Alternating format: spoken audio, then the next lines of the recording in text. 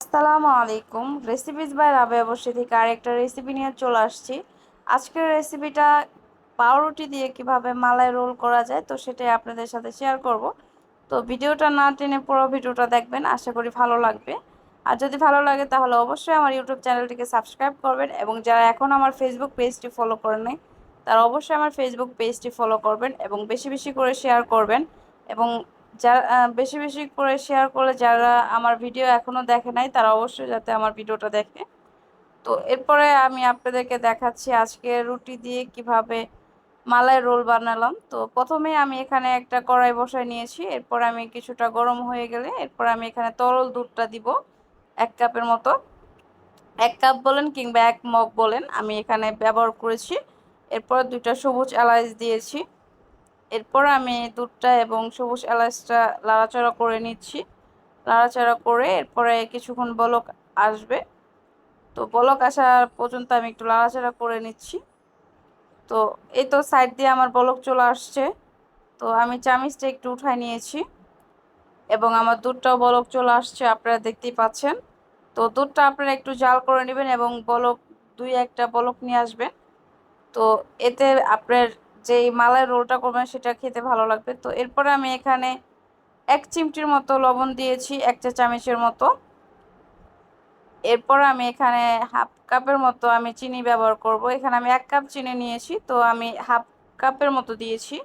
আর half cup আমি রেখে দিয়েছি, কারণ এখানে আপনারা মিষ্টিটা আপনাদের পছন্দ অনুযায়ী দিবেন। যদি মিষ্টি আপনারা পছন্দ করেন 1 কাপ দিতে পারেন, যদি মিষ্টিটা একটু কম পছন্দ করেন তাহলে হাফ কাপ দিতে পারেন কিংবা এর চেয়েও কম দিতে পারেন আপনাদের উপরে। তো এরপর আমি কিছুটা ঘি 1 চামচের মতো ঘি নিয়েছি। এরপর আমি একটা ব্রাশ দিয়ে ঘিটা একটু মিলিয়ে দিচ্ছি কড়াইটাতে চারপাশে। এরপর আমি যেই দুধটা গরম করেছিলাম তরল, তো সেই দুধটা আমি অর্ধেক দিয়ে দিয়েছি কড়াইয়ের ভিতরে। এরপর আমি একটু লাড়াচাড়া করে নিচ্ছি। লাড়াচাড়া করে এরপর আমি এপাশ ওপাশ করে মিলিয়ে নিচ্ছি যাতে আমার দুধটা চারপাশে ভালো করে হয়। এখানে আমি 1 কাপের মতো গুঁড়া দুধ দিয়ে দিয়েছি। এরপর এটাকে আমি ভালো করে জাল করে নিব, চারপাশে আমি মিলিয়ে নিচ্ছি। তো এটা মূলত আমি মালাই করব। তো এরপর আমি আরেক চামচের মতো চিনি দিয়েছি যাতে আমার মালাইটা সুন্দরভাবে হয়। তো এরপর আমি একটু লাড়াচাড়া করে নিচ্ছি চারপাশে। লাড়াচাড়া করে যত টাইম আমার মালাইটা তৈরি না হবে তত টাইম আমি একটু লাড়াচাড়া করে নিচ্ছি। আমার মালাইটা কিন্তু প্রায় কাছাকাছি চলে আসছে হওয়ার।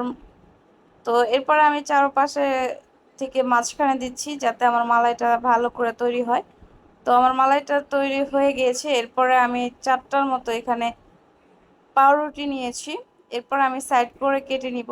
আপনাদের কাছে যদি বড় পাউরুটি থাকে অবশ্যই সেটাও নিতে পারেন, কিংবা আপনাদের কাছে যদি ছোট পাউরুটি থাকে, যেমন আমার কাছে ছোট পাউরুটি ছিল এই জন্য আমি ছোট পাউরুটিগুলি ব্যবহার করেছি। আপনাদের কাছে থাকলে আপনারা বড়টাও ব্যবহার করতে পারেন, সেটা অপশনাল, আপনারা চাইলে করতে পারেন।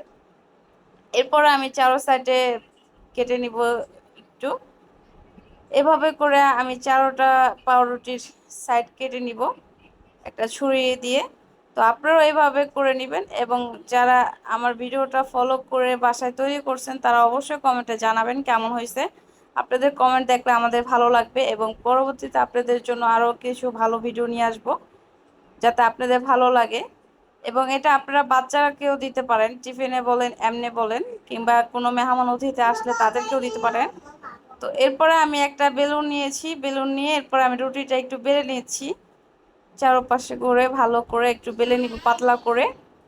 তো পাতলা করে আমি এটাকে একটু বেলে নিচ্ছি, দেখতেই পাচ্ছেন, আমার এটা দেখেই বুঝছেন আমি কিভাবে বেলে নিচ্ছি।